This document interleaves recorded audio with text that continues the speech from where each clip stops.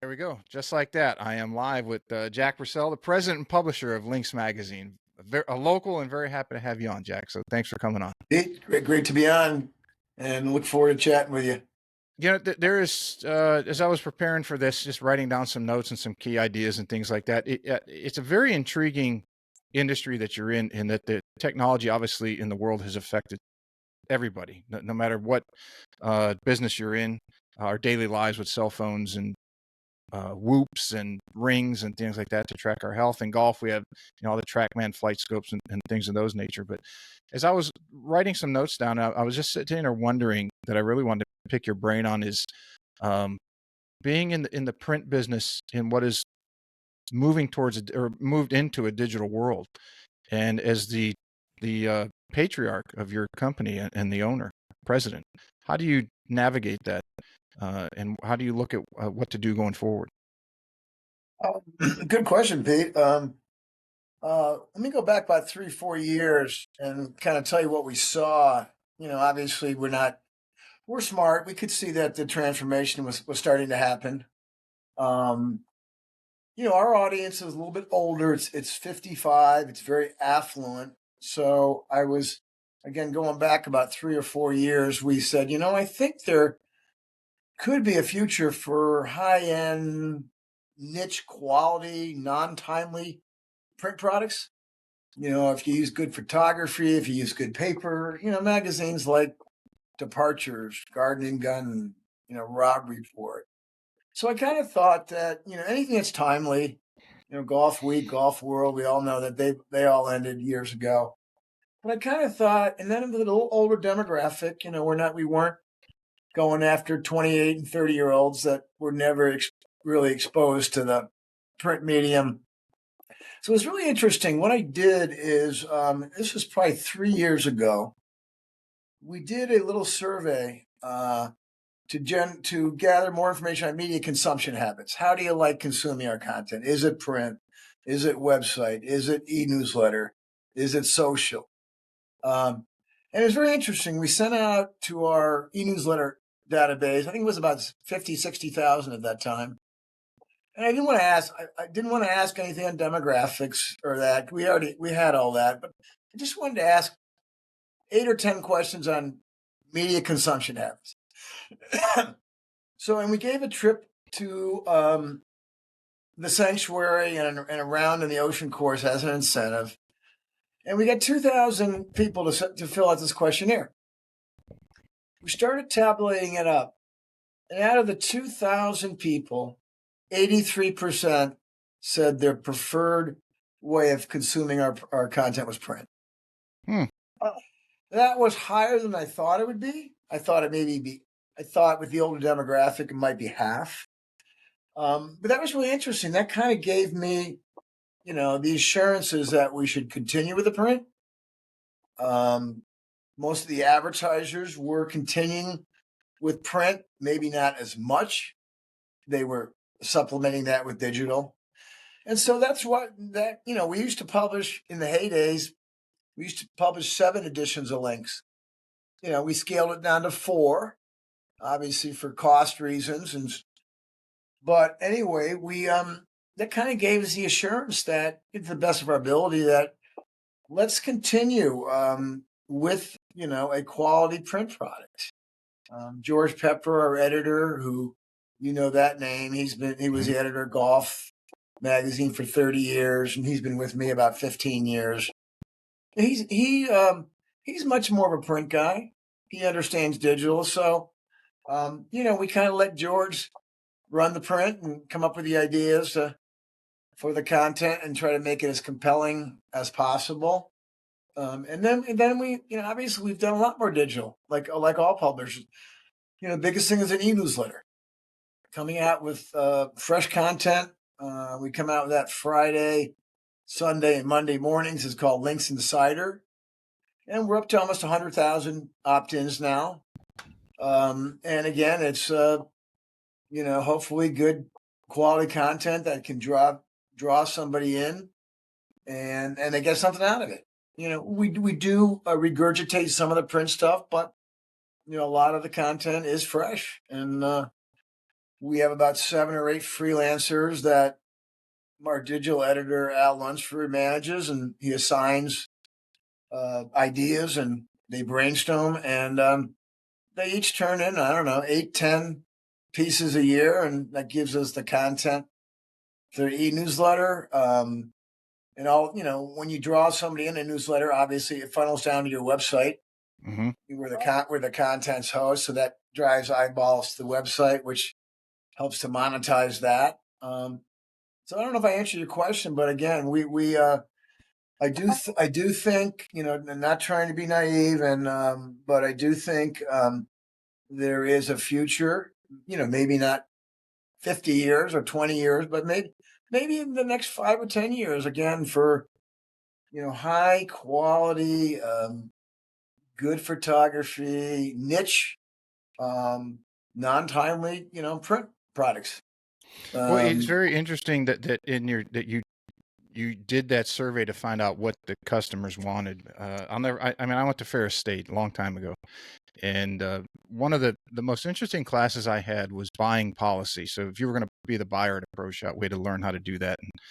And the most fundamental principle and the number one thing that the teacher, Bud Short was his name, tried to hammer in all of our brains. We're all 19, 20 years old, which was probably very hard for him to do, but he must have done it because I still remember it to this day. He said, "Know your customer." I mean, he reiterated that over and over. He said, "You can run your numbers all you want to, but know your customer number one. Especially if you're going to do buying, you're not going to buy Louis Vuitton if you're at a municipal golf course, and if you're at a high end club, the Winged Foot or Palmetto Bluff or something like that. You're not going to buy Northwestern Golf Club to put in the pro shop for drastic examples. And just the simple thing of taking the time to do a survey to see what the people who you were sending the magazine to and were responding, see what they wanted, is such a simple yet highly effective thing that I think that where we get caught up in technology is everyone's looking for what's the next big thing that can just take us to this whole new level. And say, well, why don't you first start with the little things that make a lot of impact, and you can make sure that you don't disrupt the apple cart trying to chase after something that might not be out there. the other thing is, we're not timely. So, if we do an article on the best golf in Scotland, Mm-hmm. and somebody who has been thinking about going to Scotland will say, you know what, I'm going to save that product, put it on my coffee table, and I'm not ready now. And digital, obviously, it's more hit and miss. I mean, it's in and out.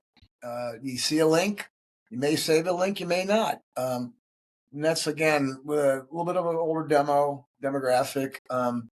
We hear a lot of things, a lot of response from readers who saying, "Hey, you did that article on the best golf in Wisconsin or Florida or Portugal or UK or Scotland," and it was very valuable as a resource.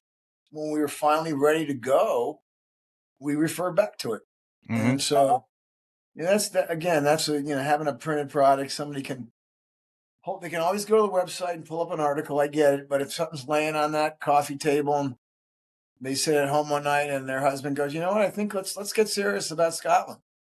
And remember, Lynch did that article that George Pepper did on all the great golf around St. Andrews and how to play those courses and what to look for. Let's take a look and at least start the process, and then we can go to the Lynx website or go to Perry Golf and see if we can book up a trip. I want to go backwards a little bit to get into how you got into this business, in particular how you got started on links. Because if I'm not mistaken, you went to school in Ohio, uh, and then started your career in New York, in New York City. So kind of So take us down memory lane a little bit. And okay, great. Anyway, I'm from Rochester, New York. Grew up playing golf at Oak Hill as a kid. Craig Harmon was the pro there. Jack Lumpkin had left, and Craig Mhm. Harmon, a little 28-year-old, came in when I was about 12, 13 years old. And so I played golf, went to clinics under Craig and played golf there. And then I ended up going to a small Division III school called Wittenberg University in Ohio, known for D3 football. Was a big soccer player. My high school in Rochester, we won the states So I went to Wittenberg and kind of got involved and built a soccer program there. And, majored in business, had a great time like we all did in school. And when I was a freshman in college, my dad, who was the chief financial officer at Gannett, a big newspaper company that was based in Rochester, he left and he moved the family to Connecticut and took a job as the president of CBS Publishing Hmm. in Manhattan. So when I graduated college in the early 80s, I went to Manhattan and pounded the pavement and got in and started the ad sales business, selling advertising. And after a couple of years, I was able to get into Sports Illustrated, which was kind of the Bible. In fact, it was owned by Yeah, Time Incorporated, and that a was huge back in the 80s. little bit like Mad Men days in that business, going back to the early '80s. But anyway, I got in and I worked there for 3, 4 years, and you know, sold a lot of ads and had a lot of fun. And that was when the swimsuit issue was just coming out, and an ad page in Sports Illustrated was $100,000 for one ad page, and Wow. we were selling them like hotcakes. Obviously, well be well prior to digital and internet. So anyway, I did that and was doing very well. And my dad was the at CBS. And long story short, he got a little tired of the corporate stuff, politics, and I was getting a little frustrated as well. And so we both left the companies and we started our mergers and acquisition company in Stamford, Connecticut that specialized in media.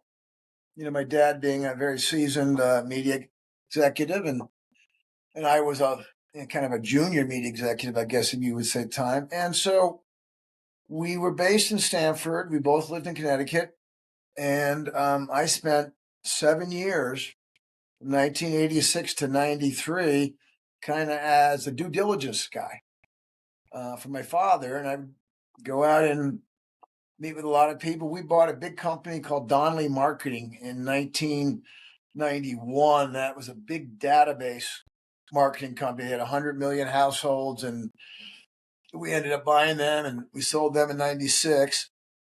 So how I got involved with links, I just celebrated, I am celebrating my 40th anniversary at Wingfoot this year. Wow, that's So awesome.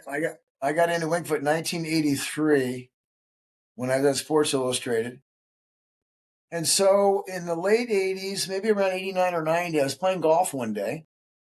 And a gentleman named Arnold Thiesfeld, who I used to work with at Sports Illustrated, said, "Jack, have you heard about this small business in Hilton Head, a magazine called Southern Links?" And I said, "Arnold, I haven't." And he goes, "Well, they've been around about a year. It's all lifestyle. It's travel, it's real estate, it's architecture. It's no news and notes, no equipment. And the investor who's funding them is not a publishing guy, and he's put a substantial amount of money into it, and he's going to shut it down." And he said, "I think it's a great niche looking into the 90s of real estate and travel." And he said, "Why don't you look at it?" I said, "I don't think they're asking much for it. They want to put it in the right hands." Hmm. So my dad and I came down and we looked at it. It was amazing. They were selling 30 or 40 ad pages an issue, you know, mainly the communities and a little bit of travel. And they had done well for not being publishing people. And anyway, we took it over in '90, and still based in Connecticut. Would come down, every month or two, and we would make progress still as a regional. In 1991, we started one called Western Links. Wrote about Hawaii and California and Arizona, and we distributed that product out west. That gave us two regionals, which now we had a chance of selling some national advertising, the equipment guys and some of the car guys. And so in 1993, my wife Nancy, who oversees our edit, she has a background in magazine journalism, same as me, but in Manhattan at Women's Day and same time period. I said, "Why do you want to? Let's go down to Hilton Head for a couple of years." And so we came down. We bought, as you know, we bought in Palmetto Dunes, same Hmm. house we're in. And I said, "Let's change it to links so we can write about whatever we want to." And we put Wingfoot on the first cover. It was June.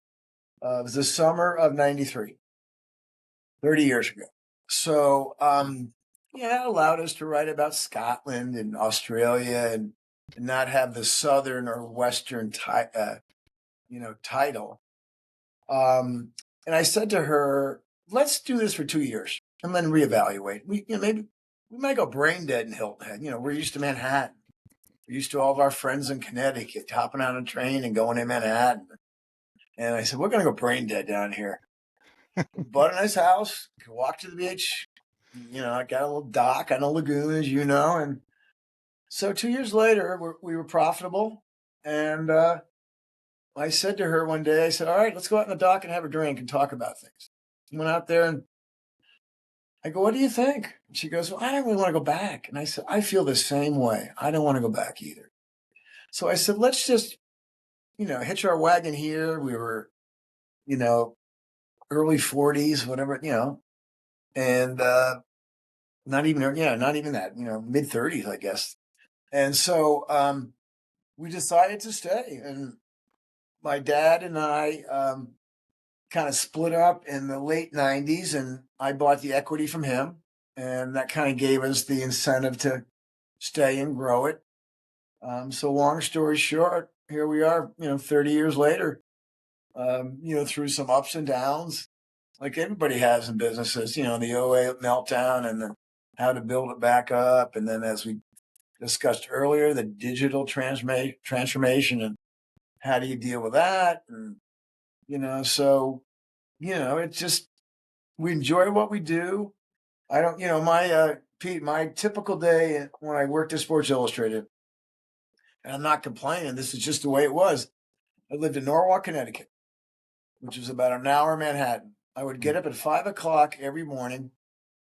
I would leave my house at 20 to 6. I would drive 15 minutes to Darien, Connecticut, the train station. I would hop on at 6:05 a.m. I got into Grand Central at 7. I would walk 10 or 15 minutes to the Time Life Building. Get there at 7:15. And then if nothing special was going on at night, I'd be on a 6:30 p.m. train, get into Darien at 7:30, walk around, get your car, 7:45, drive home. You'd be home at 10 after 8. Throw a couple steaks on the grill, have dinner, do the dishes, and go to bed. And I did that for on and off for 7 years. But there's people who do that for 40 years. It's amazing, and especially the lifestyle we're used to down around here. And so you get away from that and you're like, you know what? A quality of lifestyle is worth a lot. You may not make as much money or have as much, prestige or stature, but it's worth a lot. And, now I still do a lot of traveling, but I go home sometimes at lunch and sit on my dock and read the Wall Street Journal for 15 minutes. And you contrast that to the grind of commuting into Manhattan. And again, I've got friends that started out in the '80s and they're still, they were in their 20s and now they're 65 and they managed to survive for 35, 40 years, but they've just been commuting, wintertime, it's Mm. 10 below zero and snow and you got to stand on the platform and wait for a train. And so anyway, as you know, you've been here a while, the quality of life and is really worth something. And you get used to it and you're like, I'm not going back to that other way. No, and every time I go somewhere, and I've been to some very nice places in our country and others, and when I come home, I always take a few minutes on the if it's on the airplane or if it's on the ride home, and I ask myself, as much fun as I had, as much as I enjoyed somewhere completely different, Jackson, Wyoming, or Cape Town, South Africa, or Barcelona. or even closer to us. You go, what we were talking about Mike earlier. We were in Banner Elk a couple weeks ago. It's like, but I enjoy coming back here. I haven't found anywhere that I said I don't want to go back to the Hilton Head Bluffton area. So until that happens, I'm here. Unfortunately for everybody else, that You it's such know, a great place.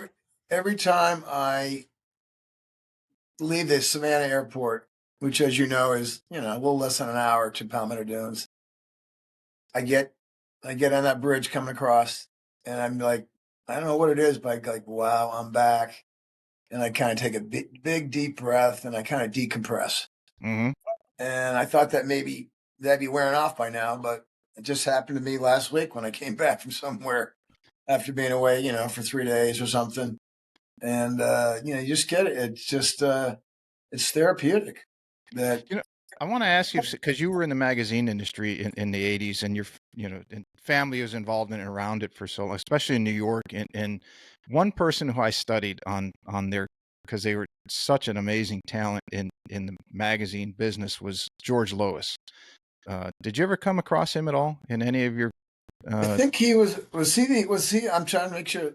Was he an ad agency guy or a yes, he was publisher? that guy that he came. I think out of the top 10 ads of all time, he had Yep, something like six of them. yep. No, I met him. He was The name of the firm was Lois and something, and he was a known as a creative guru.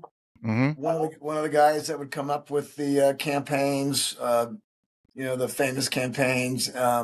So to answer your question, I met him. I didn't know him well, but I certainly knew of him, and he was, like you said, one of the creative gurus back in the '70s and early '80s that would develop these creative campaigns, and they become famous.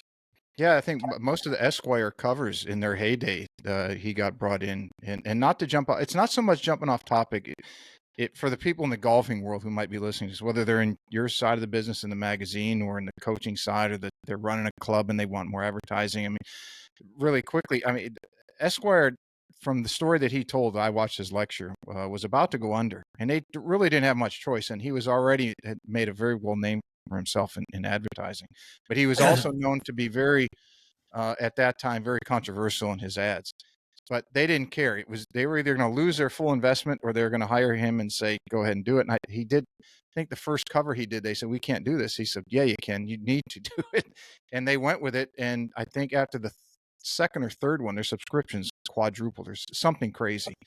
And anyone that can Google George Lois Esquire ads, and the Muhammad Ali with the arrows in them, and um, Andy Warhol in the soup can, and all that cool stuff that was very polarizing at that time. But That's now it that's seems like everything's polarizing. yeah, that's the beauty of a George Pepper, our editor. He's in his early 70s. He's been in the golf business for 50 years, and he's just one of those guys that can come up with the idea um, to try to make it as different, as compelling as he can. Whether it's a cover story on, we did one on what's better, the East Coast of Scotland or the West Coast of Scotland. Hmm. That kind of stuff. But yeah, the editor, you've got to be if you're a top-notch editor. Again, George was back in the heydays. You've got to be willing to, you know, really come up with some controversial things and move the envelope in the hopes that your subscribers will say, "Wow, this is pretty cool, and this is very innovative and fresh," and that can hook in somebody to subscribe. And then the magazine business is when you get somebody subscribed, if they like you, if they send you $20 or something. Hmm. If you continue to put out a good product, the renewal rates for a successful magazine are 50 to 60%, which is very, very high. So again, if you do the math, if you got you know if you had 50,000 paid subscribers and they were all coming off at the end of a year, if you're producing a good product, you could you could have 25, 30,000 re-sign with you. And what you always try to do is when you re-sign somebody, you increase the rate a little bit because they like the product, and so you increase it $5. Mm-hmm. And that's kind of so once you get somebody, if they like your product, and if you continue, the editors continue to put out compelling content, you can tend to keep people, and then you're not chasing people to get new people as much, which is cost Yeah, a money lot to costs a lot more. to get people to try it. And so, but that's all. Again, if you've ever, I keep harping on George Pepper, but he does a column on his column beginning of links every issue, and you just know a writer like that is going to get you in the first paragraph. He's going to draw you in with something, and then if you've read him long enough, the last couple paragraphs are going to tie it all together, and you're going to get somewhat of a zinger or something that you're just going to laugh and go, wow. And that's just talent to be able to write like that, come up with the concepts, but be able to write like that. I'm not a writer. I'm more of a business guy, sales, P&L, circulation development. And I really give a lot of, kudos to guys, writers' minds, how they work and how they can come up with the brilliant ideas. And then when they write, they can draw you in and keep you in, and it's a talent, and it really is a talent when you get to know these really good professional, famous writers. That leads me to something I want to ask you about is if anyone that has read the magazine, and you have plenty of subscribers, but even perusing through your website and the amount of articles, very interesting as it revolves around travel, architecture, ways that to travel with golf clubs, just the things that the everyday golfer or people who golf and travel are going to find extremely useful. So with such a wide variety of articles and topics to cover, uh, and being in business as long as you have and not being repetitive, what is the creative process that you and your team go through as far as what are we going to come up with? Is it planned out ahead of time, or do you leave them to kind of go very free reign and just here's your deadline, come up with something, send it in? Now, what happens is Nancy holds an editorial planning meeting in June of every year. So she had it in June of this year, and she brings George and a couple other people down, and they plan out the next year. They brainstorm. They all come prepared. George says everybody come with 20 ideas. Mm-hmm. And so you may have 5 people in the room. You have 100 ideas on, articles to consider, and they just take 2 days and they hash it out. They've researched the openings, like if Cabot's going to open something, so they know all that stuff, and they have that all factored in, the big openings, or if there's countries that are really becoming more vibrant in golf travel, Portugal, stuff like that. But anyway, they do that, and it takes them 2 days, and then they kind of tweak it. They also get ideas from freelancers before the meeting, independents that aren't employees that we rely on. We have about 5 or 6 really good seasoned independent writers that have been in the golf business. And so anyway, they all submit ideas, and anyway, it's planned out. We finalize it in the fall. They tell me the ideas and the themes of each issue. We put that into our media kit to sell advertising, because a lot of advertisers always ask, what's the theme of the spring issue? Mm-hmm. And so it's Augusta, but what about? What are you doing different on Augusta? And so that's kind of how it works. On the digital side, it's as I said earlier, Al Lunsford, our digital editor, he has about, I don't know, 6 or 7 independent people that write for the e-newsletter and the website. And again, he has a brainstorming session with them, and they all submit ideas, and we got to come up with a lot more because we're coming out with that 3 times a week, 150 times. Mm-hmm.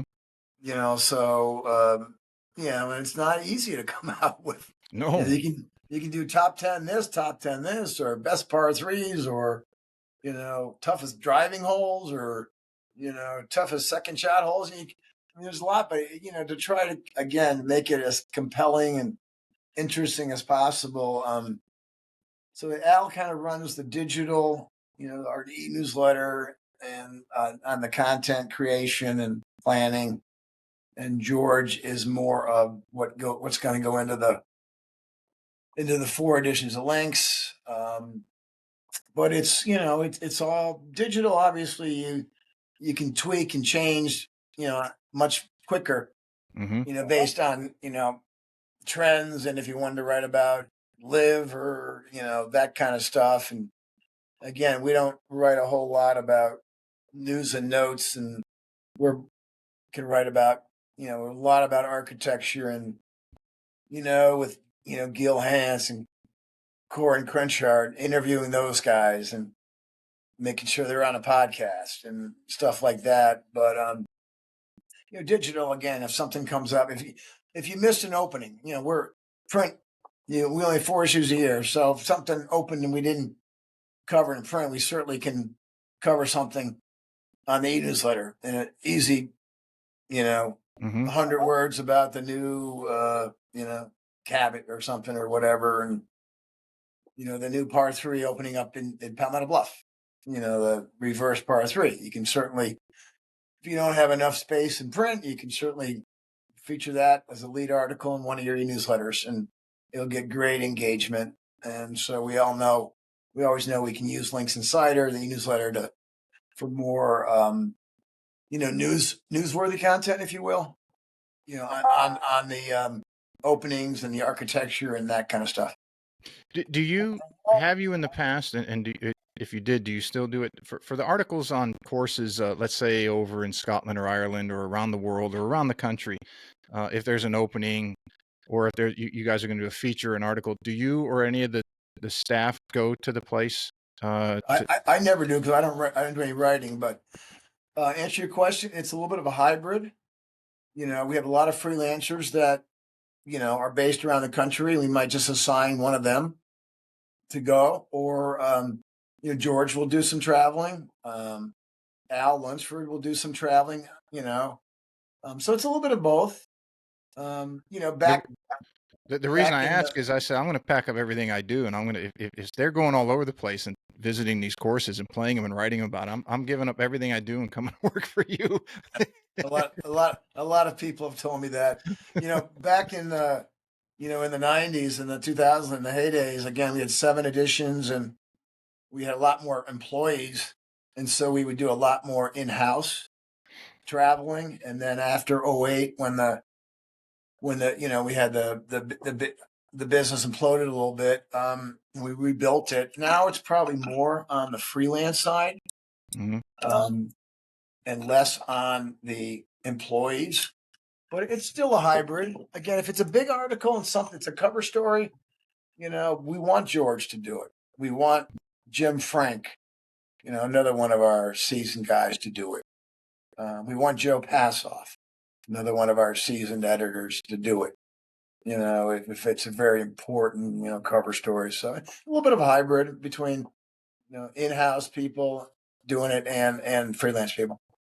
Yeah, it's very interesting because with all the articles you have, I say, God, if he's sending staff all around the world to every opening and to write articles comparing courses, I mean, the budget for the travel has got to be massive. But it makes Exactly. sense that you use. I was just kind of maybe in the back of my mind, I was just hoping that you sent people all over the place on a regular basis, because I was going to be all in, as I'm sure, as you said, many people have told you that they would do that, probably for free, just I to mean, be able to we've got people we know over in Australia, and people in the UK, that are good, seasoned, writers or photographers. So it just makes, they're quality people. They write well.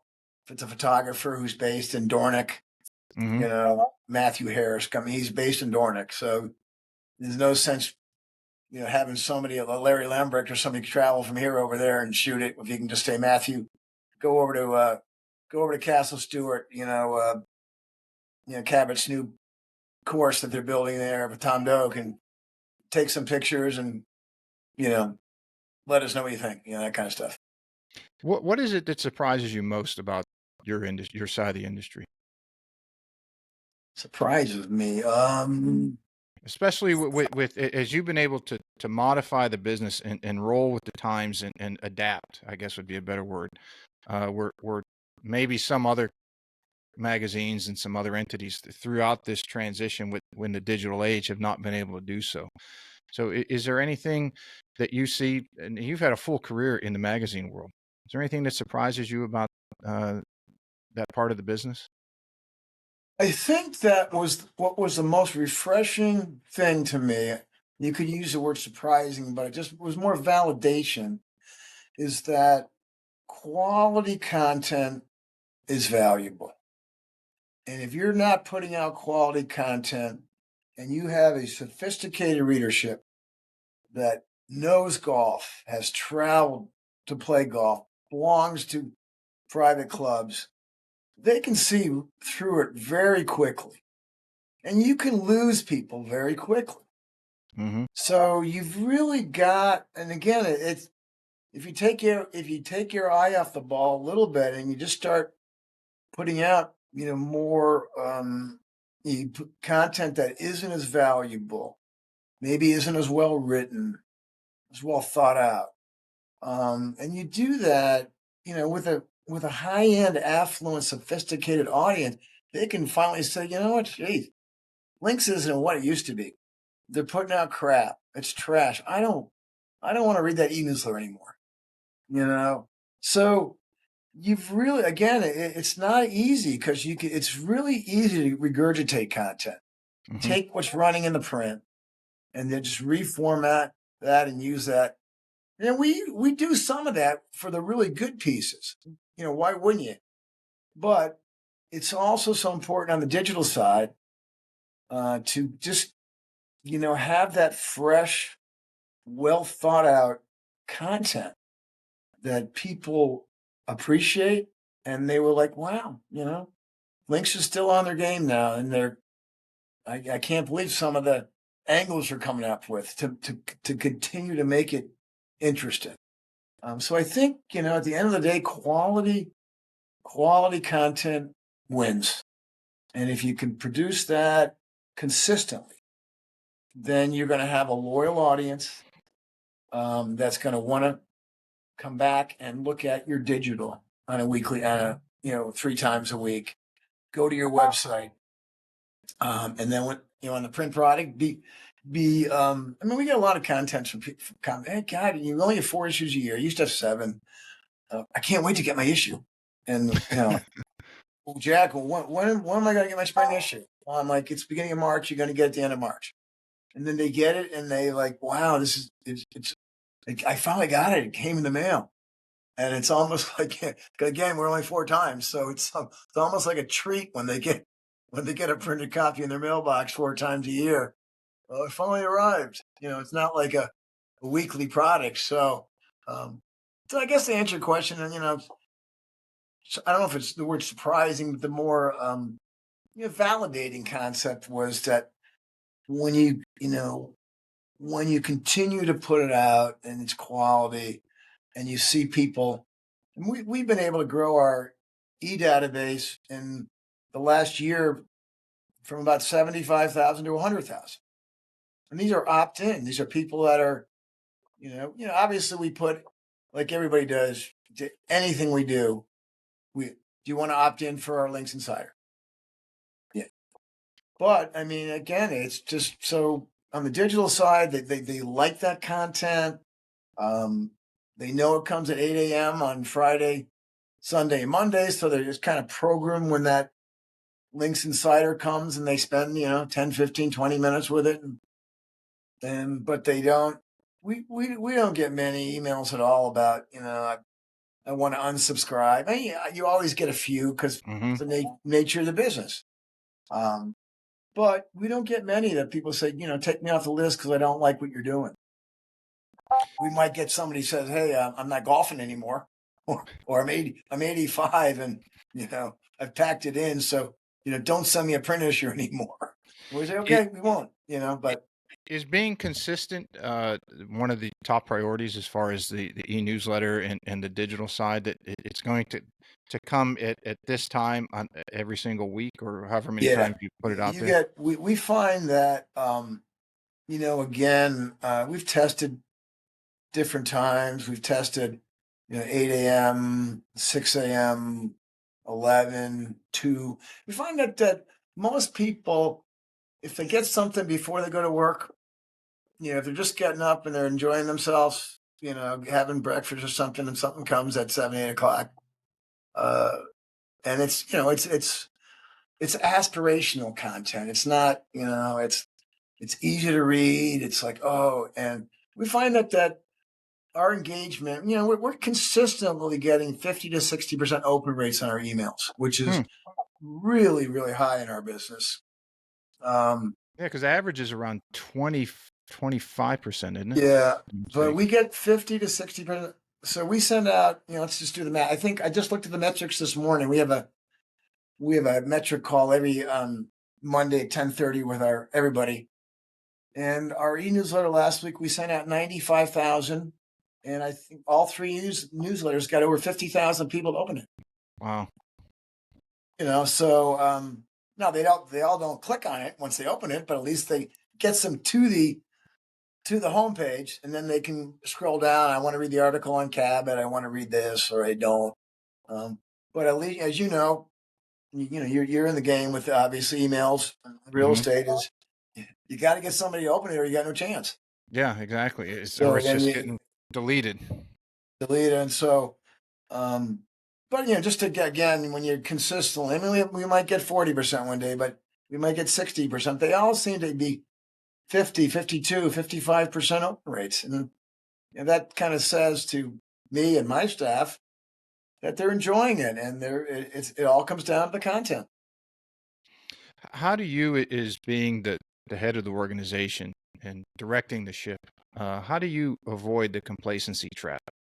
That you can say, okay, we're trending. We got 25% growth on our email list this year.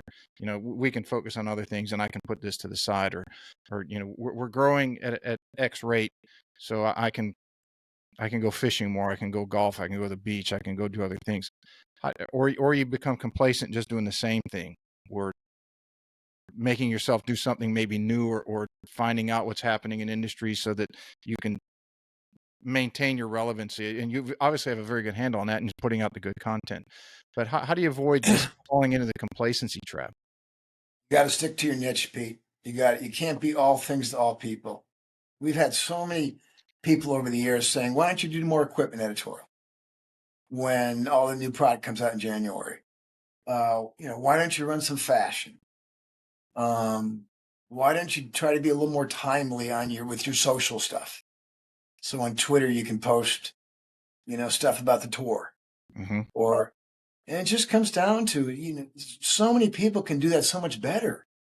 I mean, a golf week and a golf.com, they got plenty of people. They're out there.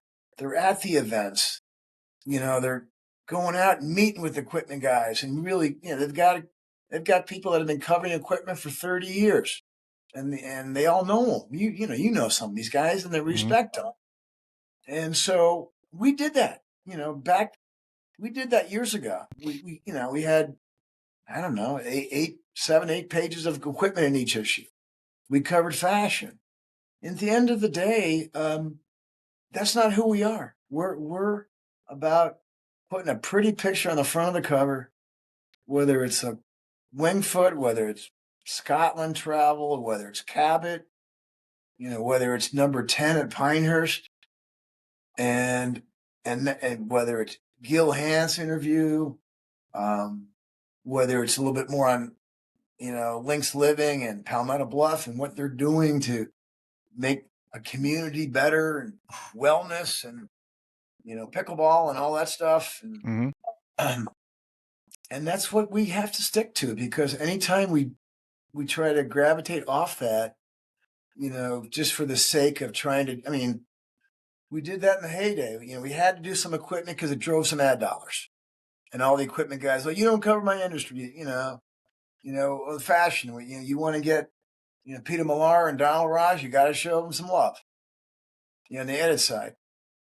Back, prior to '08, when everything was cooking, that was fine. We weren't, we were taking a small portion of the magazine editorially and doing that. But now we don't do that. We've got to stay focused. We've got to stay. And again, you've got to also remember, as you said, got to remember who your audience is. Mm-hmm. We're not going to a 27-year-old, who is not that affluent. We're going to a 55-year-old who's done very, very well. And if they don't have a second home, they're looking for a second home. If they don't have 2 or 3 clubs, they're looking for a second or third club. And so you have to remember who your audience is, who your reader is, and say, okay, I got a very sophisticated, and they can see through bullshit. Excuse me. They can see. Yes, you say whatever you want on the podcast. We're not. They can see through, content that is not that well thought out, or is a puff piece. And so I think, to continue with your niche, do as best you can, and know who your audience is. So you're gearing the content and the niche to your audience, which in our cases tend to be more than that 55 to 60-year-old, and very affluent.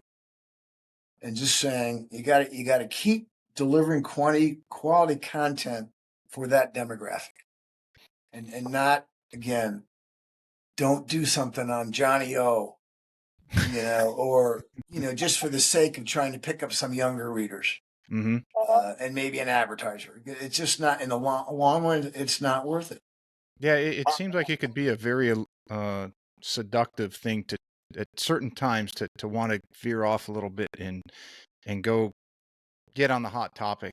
But as you said, if you focus on that and on what your core beliefs and values are, and you stick to it, maybe we do an article on that for online piece, but we're not going to dedicate a whole bunch of time to that. Online is much safer to do that stuff. If there's a if FootJoy, who's an advertiser, comes out with a very prominent, the Lynx Premier series, the shoes. That's high end. That they're gearing to a high end audience, affluent. There's no reason why you can't do a little small article on Lynx Insider, Lynx Premier, FootJoy, and 100 words and a nice picture. Drive it down to their landing page. Keeps them happy. I don't think that's deviating that much from no. But again, if somebody comes to you and says, if it's Johnny O, like, oh, if you want to do an article on us and show us, then we'll consider giving you some advertising. It's just not. Again, it's not worth it, because one, you're probably going to do one article. It's not going to be enough for them to say, oh, now I get it. So it's just, again, a high-end brand. If you want to do something for, I'm just trying to think of, a BMW or something, and tie it around their championship and their course, the BM championship, and show them a little love, and have a little article that, focuses on the course, but then drills down and what BMW is doing with the caddy program, with the Evans College. Right. Do that, and I think that works. Continue with your, with content that your demographics going to like, and not, not going too far away from your mission. As you guys have covered golf courses for many years, since before you purchased the magazine, and you've obviously seen a lot of golf courses. You played, and you have the architects, and you get them on the show, and you interview them, and you have them, interviews in the magazines. And I Clyde Johnson on, Clyde, he's a local architect, has done some very good work. But I'd be very curious to hear your thoughts on how golf course design has evolved over the decades, even the 4 decades that you've had the magazine, because you take courses from back in the 70s or even the late 60s when they built Harbortown, shorter, tighter, and now these courses all seem to be wide open, fairways 80 yards wide, and um, am I off base in just my anecdotal views of golf? I played enough around the country and maybe different parts of the world, but I don't see as many as you do, or talk to as many people as you do. Just curious on your I think ideas, because it ties into the technology, it ties into the coaching, it ties in everything, and how people play golf courses. I remember when Carlton River opened up in 1991. There was a Wendy's free store challenge there, Hmm. and I went to the opening, and this was it was a Nicholas, as you know, signature. He spent a lot of time with it. And Jack had gotten a lot of criticism in the 70s and 80s that he was building golf courses that were way too hard. If you, I mean, I don't know if you remember that, but there was way too penal. And he was really building them for the really good golfer. And he was getting a lot of credit. So Carlton River was one of the first that I think he built that it's still challenging, but it was more playable for the 10 to 15 handicap. And I think that trend continued. You know, here we are, what, 30 years later, and I think a lot Hmm. of the architects got on board with that. God, we just been building courses that are way too hard for the average player to have fun. And so I think when you see the wider fairways now, and you don't see as many bunkers in the middle of the fairways anymore. Well, why do that? I know it's for design, and who was I talking to recently telling me they're going to do a redo and take some of the bunkers out of the middle of fairways. I'll get it in a minute, but so I think again, it's supposed to be fun, Pete. And It's a n- recreational sport. You're right. It's and supposed to be then fun. that along with the tees and play it forward and play the tee you want, and you have 4, 5, 6 tees there, so somebody can just take the tee they want and have fun. And that you remember back in the 80s there was 3 tees. Hmm. You'd have a Yep. blue tee that was 77,000 yards. You'd have a white tee that was 65, and then you'd have an up tee that was 6,000. Hmm. Maybe you'd have a red tee that's 6. Now, as you know, you seems you have 5 or 6 tees, and it's just play where you want, have fun. We just got done with these our Links Invitational Casa de Campo. We had 90 subscribers. And again, we give them, we get their handicaps, we get their gin index, and we just adjust it down. If they want to play the whites, then they're giving up 1 stroke or 1.5. They want to play the greens, they're giving up 2.5 off their regular handicap. But it just makes it so much more fun for Hmm. them to do. Um, so I think playability and and then just getting away from golf courses were just way too hard 30, 40 years ago. And there's nothing wrong with challenging the good player, but there are there's only so many good players when you get into you know, and there's just so many 10 to 20 handicaps that, play 3 or 4 times a week. And they're older now, they got more time, they're retired, they're semi-retired, and they don't want to be out, they don't want to go out there and just, have a miserable time and hit a great tee shot 210 yards and land in the middle of a bunker that's in the middle of the fairway. Yeah. Time is You too know, valuable today, in our world. I think the architects know that. They still can, I mean, they can stretch these courses out if there's land and still have a very challenging course from 73 or 7,400 yards, um, and still have a bunker that's strategically placed, 310 yards on the right side of a fairway that is going to catch one of these guys' drives if they're a little off. But, if somebody's playing the same hole from, you know, and they're, from 200 yards and they hit a good drive, it's, down the middle, they're going to be very happy. Is there an architect that you're partial to over the years, that you've been around so many and play so many? I think they're all different. Again, it's the time era. I mean, again, you have 30 years ago it was Tom Fazio and Jack Nicklaus. and then it became, you think about the core Crenshaw, Arnold Palmer doing Spring Island, and now it seems to be, and then you had Doak come along, and then you had Gil Hanse come Mm-hmm. along last 15, 20 years, and now you've had a lot of the younger guys, Kyle Phillips and Clyde Johnson's been doing it a while. So I just think that again, nothing wrong with Jack. He's 83, 84 years old now. He's and nothing wrong with Tom Fazio, but Tom's got to be getting close to 75, 80 years old now. So it's refreshing to see the new guys. They're talented. They have enthusiasm. They're They're most of eager them to seem prove to the world that they can do some yeah, interesting and great things. and they seem, I tell you, I don't know if you spent any time with Gil Hanse, but he is just such a nice person. When he was building a hoopie Mm-hmm. uh, 3 years ago, he lives in Philly. He and his wife Tracy came down and they based out of Savannah for 6 months in the winter of whatever year it was.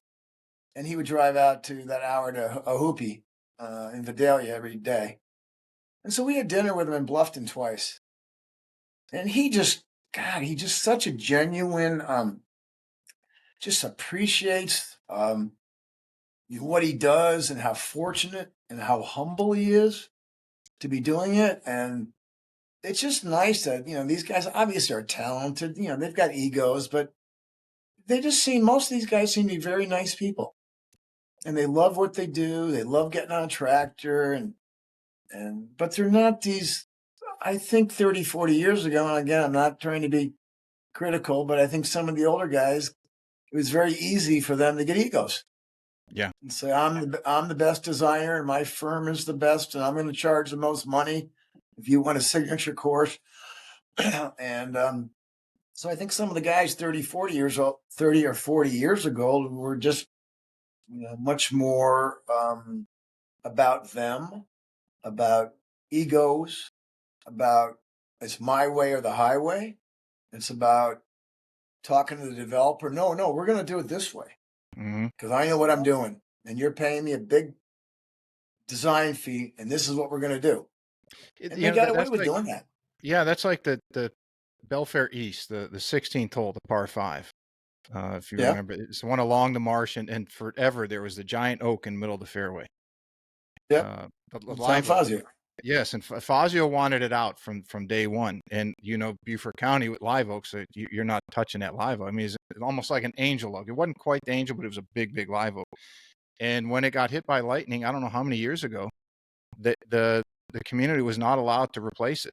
That evidently, I guess some of the print in the contract with the Fazio Group, they were not. And the reason it made it a great hole was, and I played there enough because my brother worked there, and we had a lot of friends who were members there. Was if you went to the right of the fairway or the right of that tree, then you were going to have a smaller landing area, but it gave you a straight shot up that real skinny green. If you went to the left of the tree, then you were hitting your second shot for some of the people that went for it too, over on an angle to a skinny green over the bunker. And if you didn't clear the bunker, you were in some deep trouble. But he wouldn't let him replace it. And now it's just a big, giant, wide open 80-yard wide Yep. fairway that people just go gung ho on. I'll tell you the Yep. other interesting story is at Old Tabby Links at Spring Island, because I worked there in the late 90s. I don't know Great if you, golf course. yeah, it is. And Great I golf don't know course. if Love it. you might know this story. I don't know a lot of people do, but Crenshaw and Core were the original contracted designers of that golf course, and the Yep. course was designed on the other end of the island, on the other side, so it would have faced Kalawasi and out to Colleton River. And they had gotten so far that there was still a flag was in the backyard of the Camerons, were members there a long time. They're past now. But they had the original 18th hole flag in their backyard, and they had never taken it out. Sure, when they sold the house, they might have done it. But when somehow Mr. C with Palmer Group got in touch with Jim Chafin and Jim Light, and back then, that was built, I think, in 91, opened in early 93. Mr. Palmer obviously was who he was back then, and they went to Crenshaw and Core and said, "Look, we got a chance to get Arnold Palmer's group in here. Would you mind if we moved you to the side, let them come in, and we promise you the next course we do, we will have you guys do it." And of course, they did Chichessie Creek Club. But that's kind of a little bit of the back history on Old Tabby Links in Spring Island. I know that Arnold and Ed C. always thought that was some of their finest work that they had done in their career. And I had heard that from them, and I heard that from other people, and they really were very, very high. And how Spring came out, and so it was always, when you talk to them, they were always so high on what they had done, and always considered it one of the greatest accomplishments in their design business. It's a very special place in that the finance partner was LaSalle Bank. And I know because I used to have to pick those guys up when they would fly into Savannah from up in New York. And they I think somehow they were associated with the Nippon Bank over in was it Japan? And I think it was 3 weeks after the developers paid off LaSalle and Nippon. Nippon went under. So it was just like and there's plenty of other things that happened that was just like the Palmer uh, thing where the Palmer Group came in and did it, then the LaSalle Bank thing, and it was just like a series of events that everyone there was told these stories, and it just made it more of a special place. That it's like, well, this place is really supposed to evolve into what it has. If anyone's what was it, Kurt Sampson, I think, wrote the book on the history of Augusta National and the Masters, and anyone that reads that book, it's a somewhat of a similar thing. It's like, throughout the development of the history of the Masters tournament, not just the club. I mean, they struggled for many years to make it. And then it just kept growing and growing and getting better and better. And of course, it is what it is today. The behemoths, arguably one of the biggest sporting events in the world. But it's like these certain entities are meant to happen, and they get by the hurdles, regardless of how big they are. And it seems like they get by them just in time that they can continue their growth and development. It's fun to hear stories like that of success, whether it's in golf or people in your magazine surviving the credit fallout in 08 and 09. But it's not nice to hear them, and I'm glad we can sit here and talk about it. Remember when Chichessie Creek opened, you were talking about Core and Crenshaw, that I went to the opening and they had like a little media day, and it was on the putting green, and there was Crenshaw. And he was going to go out and play 3 or 4 holes with I don't know how 8 or 10 groups, whatever. Mm-hmm. And he had 4 or 5 golf balls about 8 feet from the hole on one of these putting greens, and he would not leave the putting green until he had made 4 or 5 in a row. And literally, again, I said, "You're going out for a really casual." He goes, "No, no, no. I've been doing this all my career. I will not stop. Just go." And it was like, Pete, it was like 8 or 10 feet. It wasn't 3 feet. Mm-hmm. And he had like 4 or 5 balls. And I remember he made 4 out of 5, and he missed one, and he said, "Nope, got them all again." And he had to make all 5. And then he walked off and got into his cart and drove to the first tee. But I'm like, why do you need to do that? You're just going out to, show some media guys your new golf course here. But no, just disciplined. Supposedly he has at the Pinecrest Inn up in Pinehurst, the Donald Ross. I think they're 110 years old now. The one that has the fireplace in the lobby, and then they hit the chip job. Yeah, supposedly he has the longest one without a miss, where he went from up close all the way back to the back side of the bar, where he chipped it right through the lobby through the opening into the fireplace. That's pretty impressive for anyone who's ever been there. Absolutely, yeah. One thing that I found very interesting is it an expansion of links in golf media? Is it the events page? Is that something that you guys have started in recently, or has that gone on for some time? I would say, well, we just did our 9th annual Links Invitational at Casa de Campo, so it'll be 10 years next year with Casa. Long story short, it became a model where I could go to an advertiser, the right advertiser, had to be the right brand, because I knew I didn't want to come up with a second-tier resort and try to sell it to my subscribers. So I think 9 years ago I went to Casa de Campo, and they were they would give me some ads. I'm like, hey, what about if we do a subscriber event down here? And I said, if we do it, we make our best efforts. I'm going to need a nice ad commitment up front. And they said, sure, let's do it.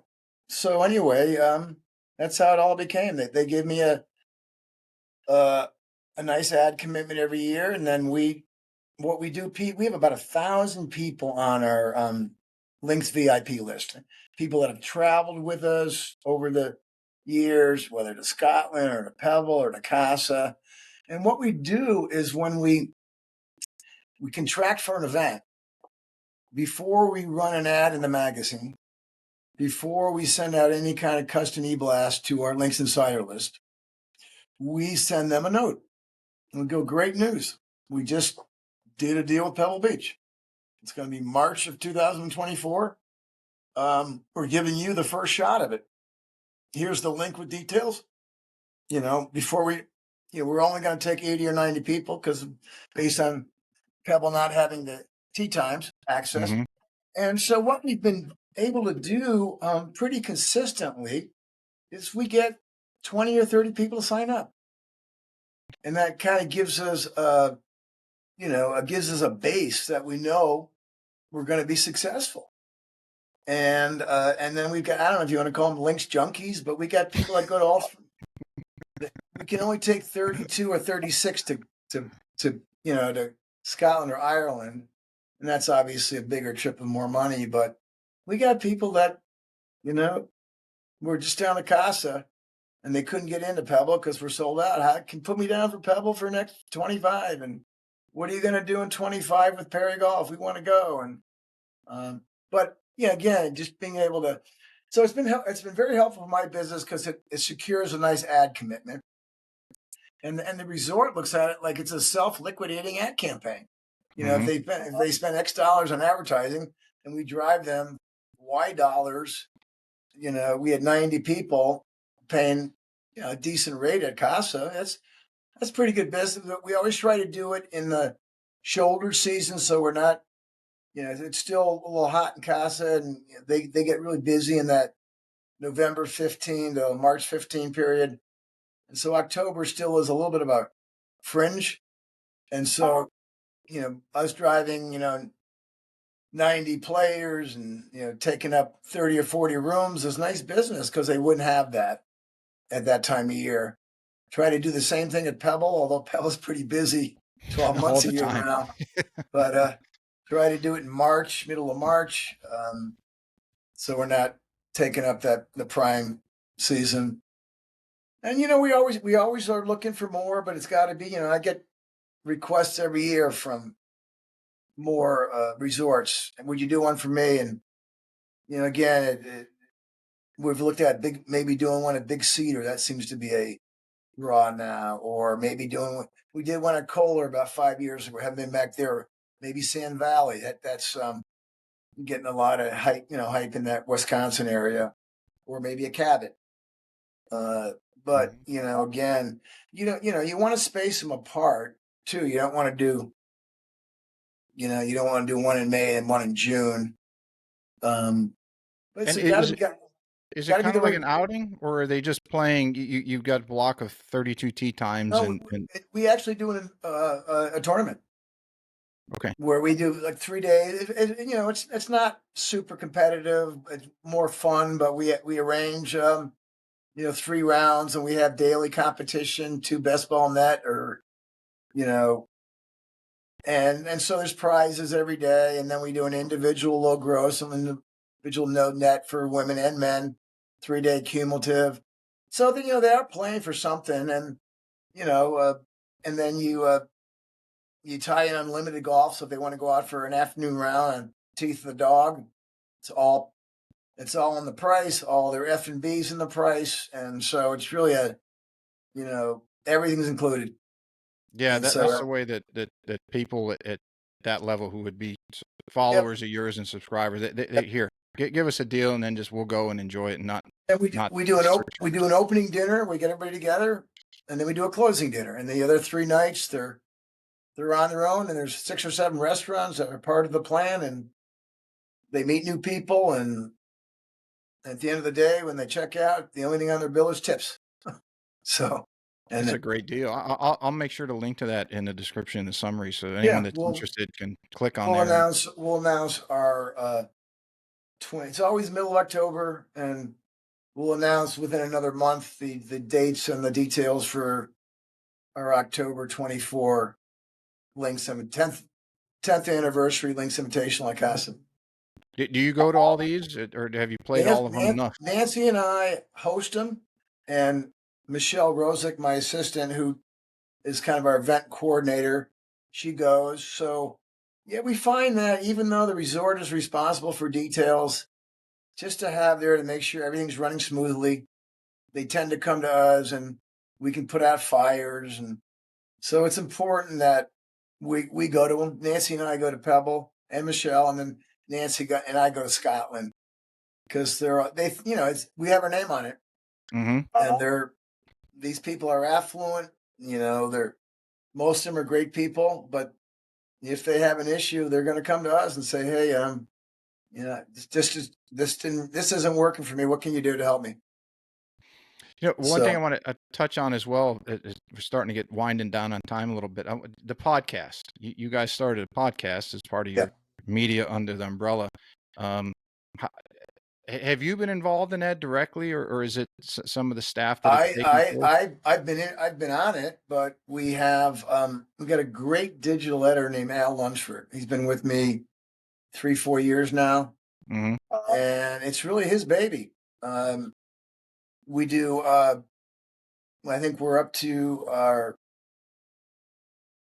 couple hundred probably, but and Joe Passoff, who is one of our main freelancer. He ran all the rankings at Golf Magazine for the year and well known. So Al brought Joe in uh, this year, and so the two of them, you know, they get the architects, they get the guys that develop Sweetens Cove, they get they'll probably have the guy when the Palmetto Bluff new course, reversible course opens. They'll probably get those guys on.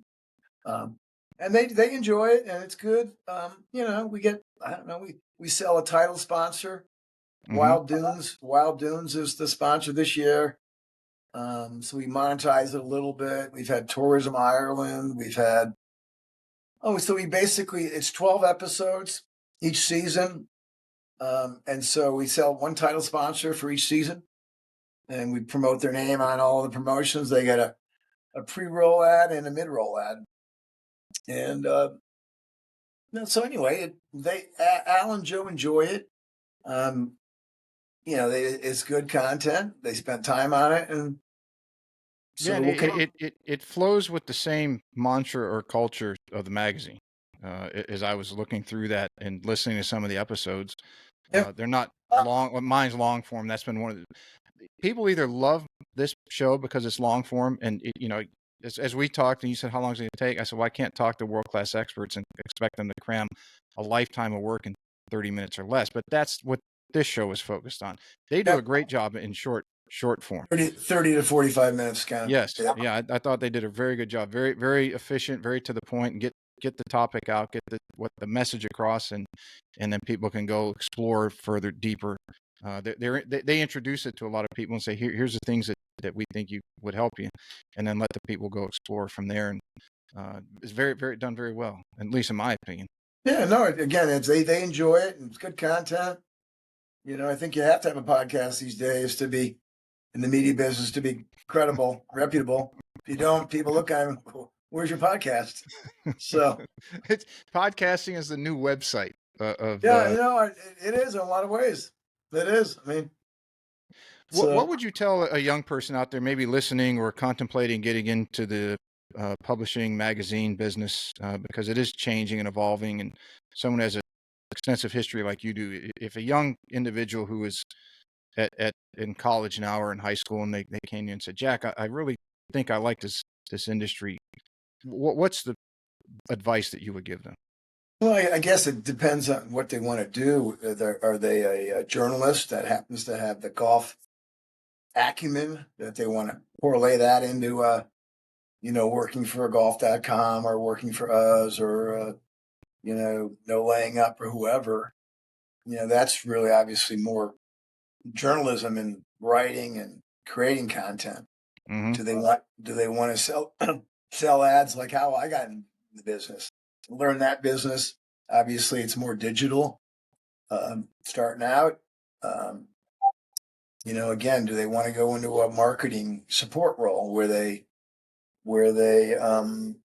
support salespeople and come up with presentations to help people sell ads?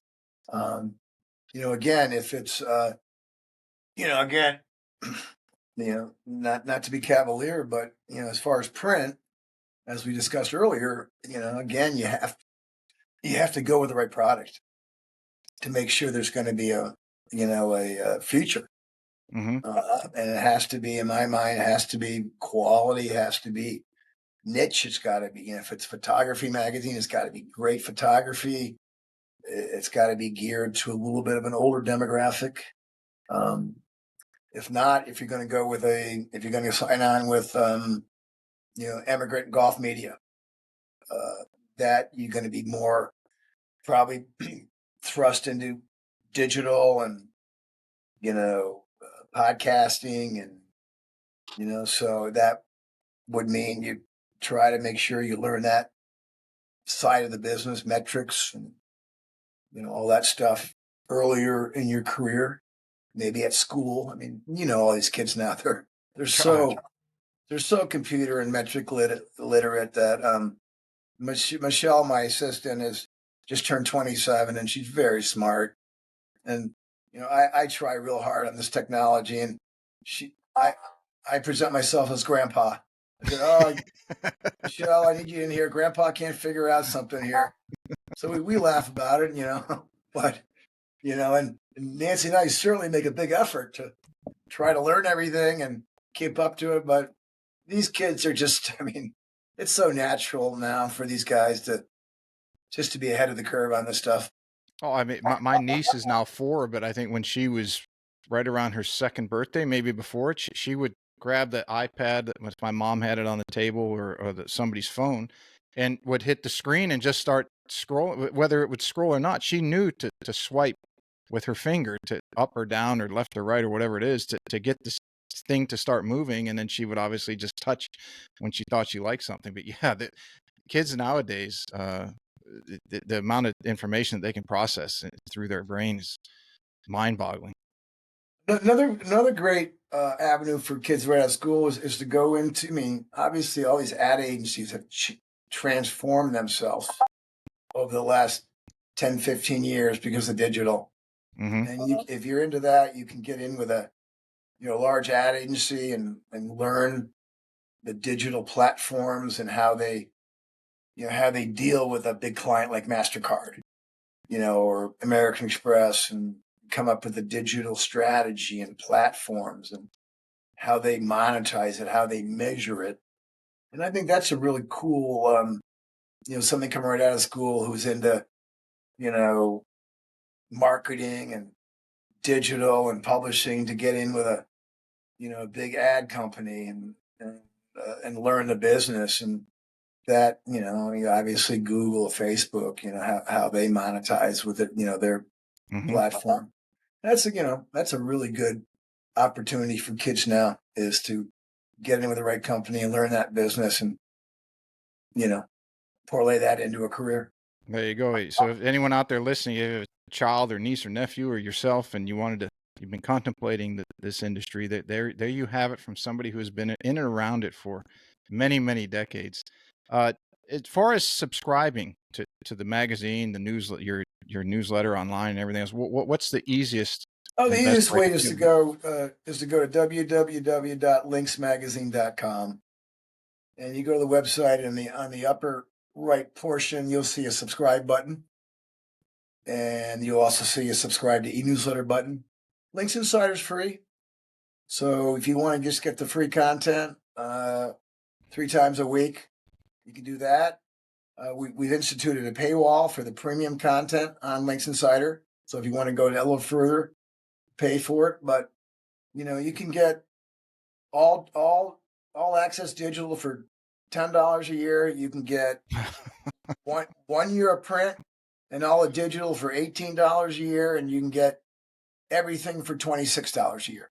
So Jesus, that's a it's not bargain. that again, it's not that it's not like we're charging $50, $100, $150, but and then hopefully you enjoy it. And again, you'll if you're a print person, you subscribe for a year, and we'll send you a note when you have an issue or two left, and you can re-up.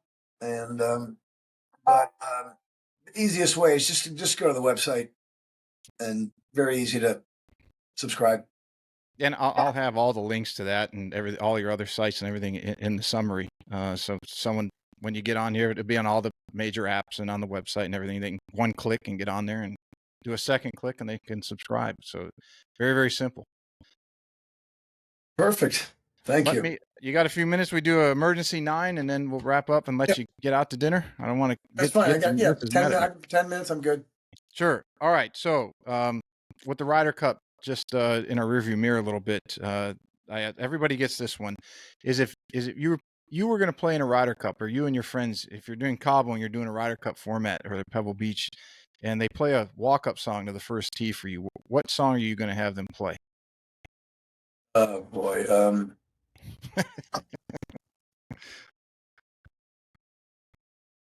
I don't know. Maybe a Rolling Stones "Start Me Up" or something like that could be good.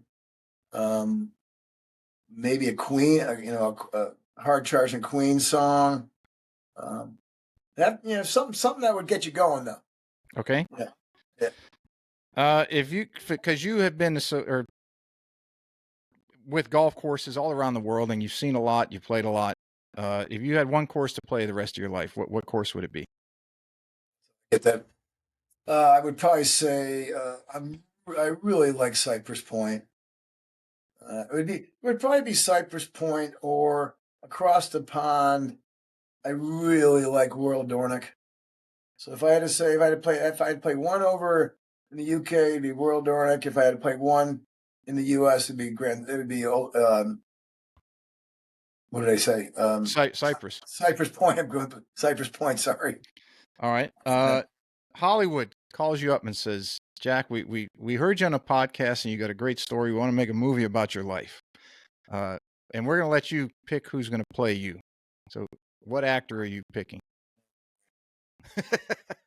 That's a response I get from most people.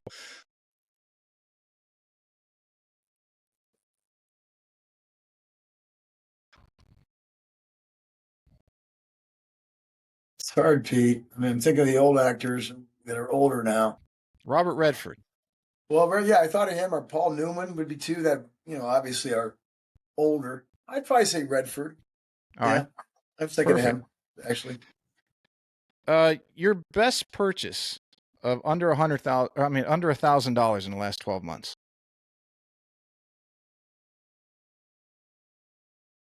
Well, full disclosure, I just got all new clubs, Titleist clubs. And through my connections at Titleist, I was able to get a pretty good deal. That's pretty for good. all those clubs. So I got the new irons and stuff like that for basically wholesale costs. So that was right around $1,000, and it should have been $2,500 or something. So that would definitely qualify. A couple more. You walk into a casino. What's the first game you're going to play? Probably blackjack. That's a very common one. That and craps. I think that's only two that you have somewhat close to 50-50 odds on winning. Someone comes to you and says, Jack, I'm going to get $25,000 in a first-class ticket anywhere in the world. Where are you going to go? Well, I think I'd probably say South Africa or New Zealand. New Zealand / Australia. Haven't been there, but been to South Africa. It's probably the most beautiful place I've ever been. We have to. Yeah. Cape Town. We have to. Yep, I agree. The culture there is very, very laid back, just like it is here. And I tell people, if you could combine the laid back easygoingness of the Hilton Head area and the mountainous wine ocean region of Northern California, That would be Cape Town. Yeah, it's that Stellenbosch region, just Oh, north of. it's awesome. Yeah, Uh, it's a special trip. which of these three movies is the best golf movie? Caddyshack, Happy Gilmore, or Tin Cup? Caddyshack. Yeah, I agree. You'd be surprised that that one has the most diverse Does it? response. Yep. I thought Yeah. for certain to be Caddyshack, but I think it might be age specific. And then the last one, in your opinion, because you've seen them both play in their heyday, uh, which is I'm assuming who the two are going to be. As far as golfers, greatest of all time. Um, it's this asked all the time. Um, I think I'd still go with Nicholas I because of think. the majors Yep. and how many times he finished second, and how many times he finished third, and I mean he could, as you know, he could have 30 majors. He finished second so many times. I think it's 19 times he came in second. And he's got 18. He could have 25 or 30 easily. Could you So I think imagine? of that. Again, if you put emphasis on majors, I think you got to go with Nicholas. All right. I don't think there's a wrong answer on that. Um, it's been a pleasure. I really enjoyed Dave, this. I really, we've been talking about this for a while, and thanks for reaching out. I hope I've added some wisdom and value to people because love what we do. Yeah, and it's a peek in beside what a major golf publication's like. And I don't think a lot. I think a lot of people probably think about it from time to time, but they're used to reading your magazine, and maybe now getting a little peek from someone who's been in the business, started one, and has run one for 4 decades. It gives them some insight and maybe some more intrigue, and So I hopefully we'll think get more subscribers. to summarize, it's if you decide to stay with your niche, find a niche, be true to your niche, find out who your audience is, be true to your audience. And if you can match those two things, having a niche, not trying to be all things to all people, and knowing who your audience is, you match those two things together, and you put out quality content. That's how you thrive in this business. I think that's probably very good advice for any business. Jack, I appreciate it. Let me Hey, sign off. Just hang out a minute and I'll hang on. Okay, wait. pal. Thanks. See you soon.